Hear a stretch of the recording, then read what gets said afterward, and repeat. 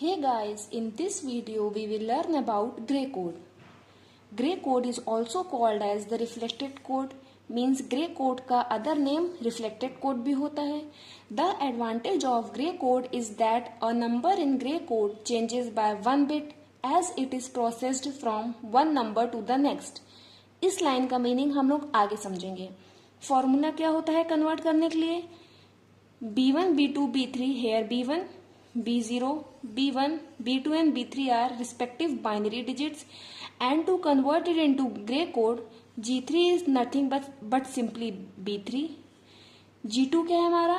B3 and B2 का XOR. This is the XOR operator. G1 is B2 and B1 का XOR, and G0 is B1 XOR B0.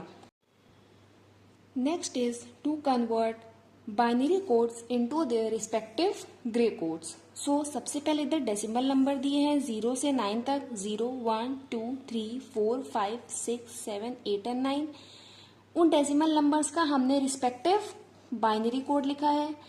Decimal to binary code हमने previous videos में अपना समझा है. जो हमारी पहले डिजिट है लाइन है उसको हमने वैल्यू दे दी B0. जो हमारी सेकेंड लाइन है उसको हमने वैल्यू दे दी B1. थर्ड लाइन को दे दी B2 एंड फोर्थ लाइन को दे दी B3. अब हमें इसका रिस्पेक्टिव ग्रे कोड लिखना है. सबसे पहले लिखेंगे G3. G3 हमारा क्या था? G3 हमारा कुछ नहीं सिर्फ B3 था. मीन्स जो B3 में सारी वैल्यूज हैं वही सेम कॉपी करके हमारा आ जाएगा G3. G2 क्या था? G2 was XOR operator between B3 and B2. B3 और B2 के बीच में XOR ऑपरेटर. XOR ऑपरेटर के कुछ बेसिक समझ लेते हैं कि जब दोनों वैल्यूज हमारी सेम होंगी तो आउटपुट आएगा 0. दैट इज दोनों वैल्यूज या तो 1 1 होंगी तो आउटपुट आएगा 0, और या तो दोनों वैल्यूज 0 0 होंगी तो आउटपुट आएगा 0. बाकी रेस्ट केसेस में हमारा आउटपुट आएगा 1. तो अब हमको निकालना था G2. G2 was XOR between B3 and B2. तो 0 0 output 0. 0 B3 XOR B2 output 0. 0 0 0 0 0 0. जब दोनों वैल्यूज डिफरेंट तो आउटपुट हमारा 1. बाकी जब दोनों वैल्यूज हमारी सेम तो आउटपुट हमारा 0.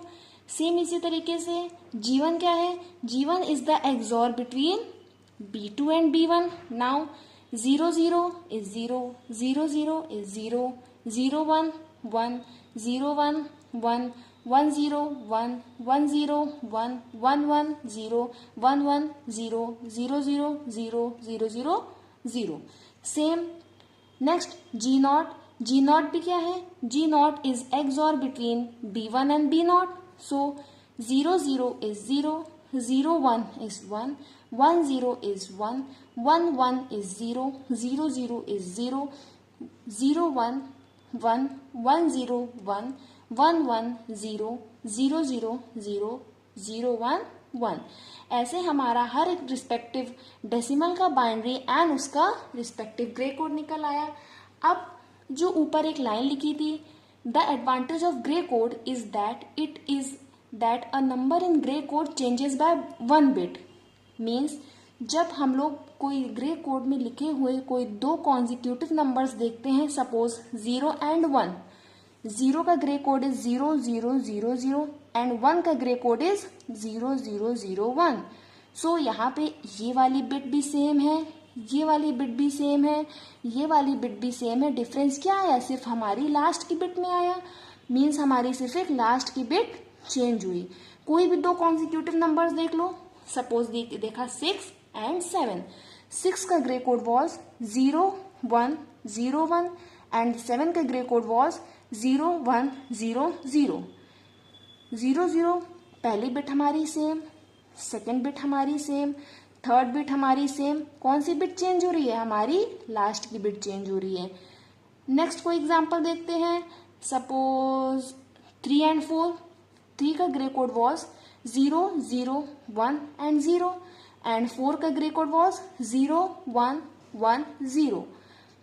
फर्स्ट वाली बिट सेम, सेकंड वाली, थर्ड वाली बिट सेम एंड लास्ट वाली बिट सेम। इस बार हमारी कौन सी बिट चेंज हो रही है? इस बार हमारी सेकंड वाली बिट चेंज हो रही है। मीन्स यही हमारी डेफिनेशन में लिखा था कि ग्रे कोड की एडवांटेज ये है कि जब हम कोई दो कॉन्जिक्यूटिव नंबर्स को कंपेयर करते हैं तो वहां पे हमारी सिर्फ एक ही बिट चेंज होती है, बाकी रेस्ट बिट्स क्या होती हैं?